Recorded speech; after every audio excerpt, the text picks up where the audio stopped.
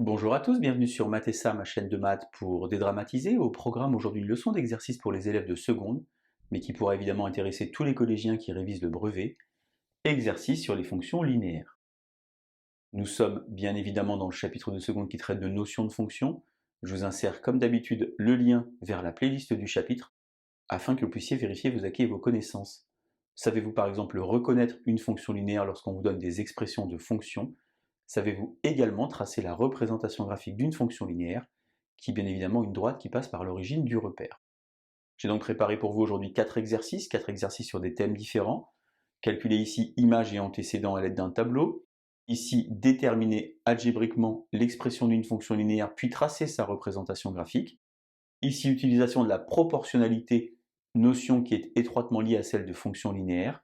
Et enfin, ici, reconnaître une fonction linéaire. Si vous êtes suffisamment à l'aise, bien comme d'habitude, je vous propose de mettre la vidéo en pause. Vous allez donc tenter de faire les 4 exercices préparés pour vous, et on se retrouve évidemment juste après pour la correction. Allez, un brouillon et un crayon, et c'est parti.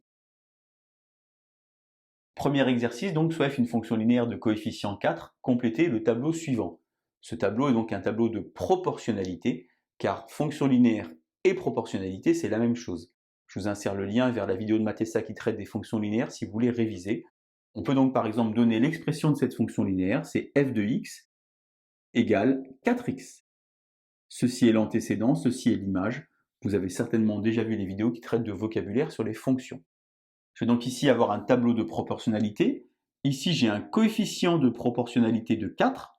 Donc pour passer de la ligne du haut à la ligne du bas, c'est x 4. Et dans l'autre sens, pour passer de la ligne du bas à la ligne du haut, c'est donc divisé par 4, comme ceci. Beaucoup trop d'élèves utilisent le produit en croix pour calculer des valeurs dans un tableau de proportionnalité. Je vous insère le lien vers la vidéo de Mathessa qui concerne remplir un tableau de proportionnalité si vous voulez vous entraîner. Ici, on a 3 fois 4, 12, 3 est l'antécédent, 12 est l'image.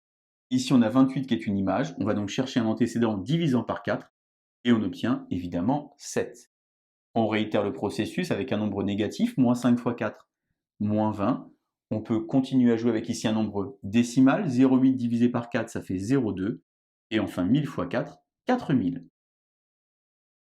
Exercice sans prétention pour bien comprendre la position entre antécédent et image.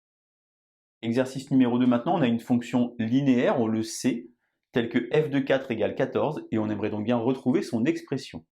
Une fonction linéaire a pour expression f de x égale ax. On va donc exploiter ici f de 4 égale 14 en calculant avec ici l'expression, l'image de 4. On va donc écrire f de 4 égale a fois 4. Et d'après l'énoncé, f de 4 vaut 14. J'ai donc 14 égale a fois 4.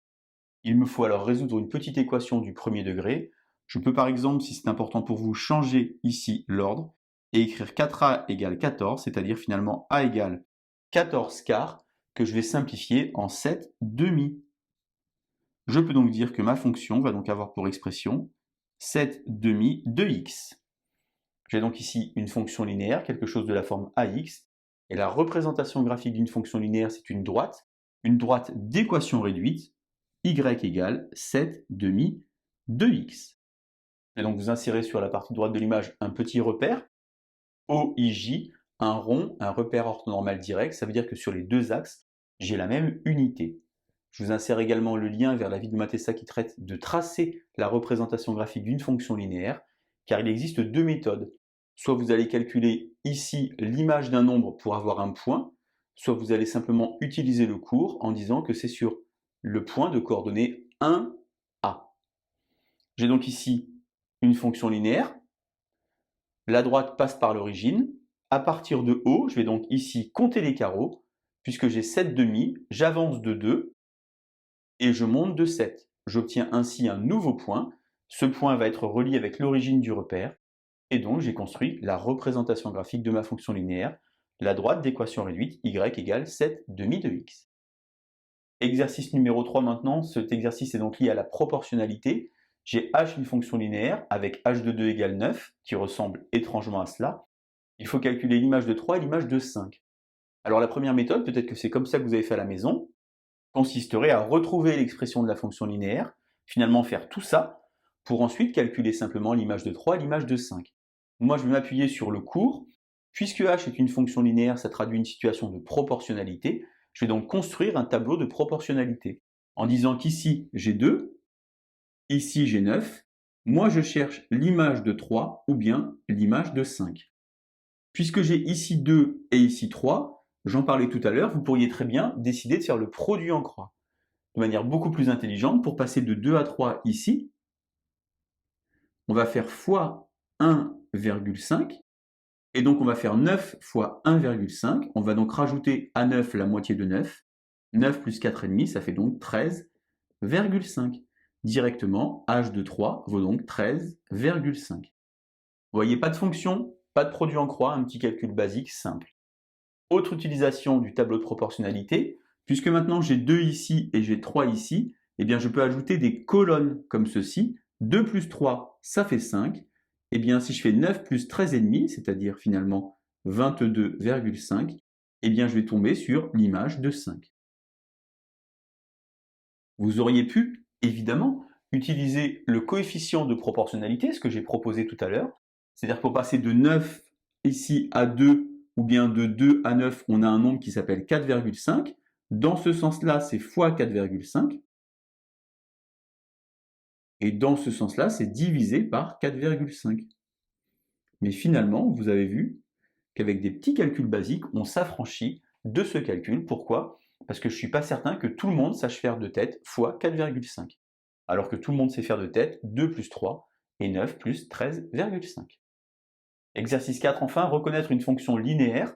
Alors j'ai j une fonction, je ne sais pas cette fois-ci qu'elle est linéaire, contrairement à tout à l'heure, telle que j de 4 égale 22 et j de 10 égale 55. La question c'est j est-elle justement une fonction linéaire? Et bien pour savoir cela, on va donc diviser, on va faire le quotient entre l'image et l'antécédent. Finalement, f de x divisé par x, et on va regarder si x n'est pas nul, si ça donne le même nombre. On va donc faire ici 22 divisé par 4.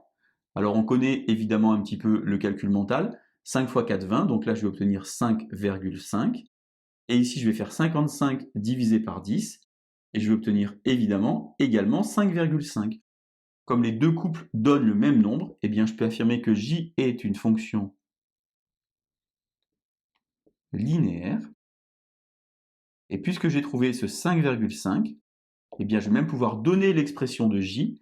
J de x va donc s'écrire 5,5 x.